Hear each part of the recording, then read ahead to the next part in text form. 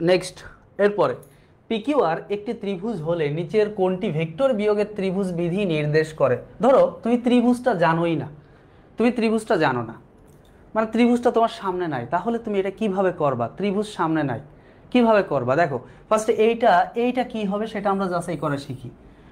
Vector বিয়োগের ত্রিভুজ বিধিটা এইভাবে প্রয়োগ করা যায়, এটা তুমি আগে জানতে না, একটু চিন্তা করা শেখো। দেখো আর কিউ সমান কি হবে? দেখো আর কিউ ভেক্টর সমান, যদি আমরা কখনো ভেক্টর বিয়োগের ত্রিভুজ বিধি প্রয়োগ করতে চাই চিত্র ছাড়া, মানে চিত্র নাই আমার কাছে, তারপরেও আমি ভেক্টর বিয়োগের ত্রিভুজ বিধি প্রয়োগ করব।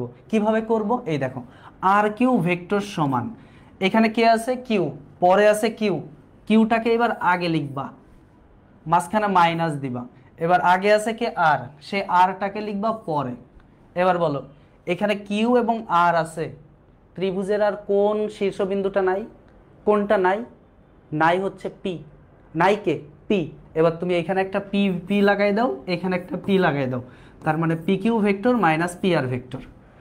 এখন দেখো আর কিউ সমান কি এটা আছে? আর কিউ সমান কি পি কিউ মাইনাস পি আর আছে? নাই, তার মানে এটা ঠিক নাই।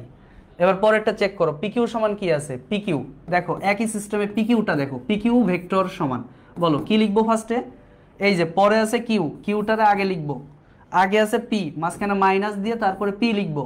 এবার দুইটার মধ্যে কিউ আর পি পেয়েছি, পাই নাই কাকে? আর কে, তাহলে এখানে একটা আর লাগাই দাও, এখানে একটা আর লাগাই দাও, তার মানে এই যে কাহিনী শেষ। দেখো পি কিউ সমান আর কিউ মাইনাস আর পি, পি কিউ সমান আর কিউ মাইনাস আর পি। ও মাই গড, মিলে গেছে! এই এটা আনসার। ওকে, বুঝছি না? ত্রিভুজ লাগে? লাগে না।